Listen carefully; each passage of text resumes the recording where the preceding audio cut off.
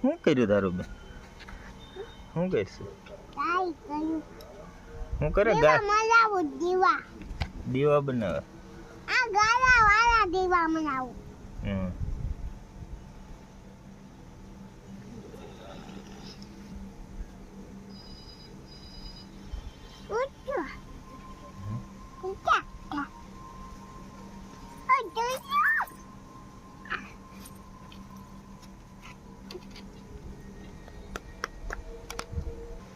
હે પાણીમાં નાખવાનું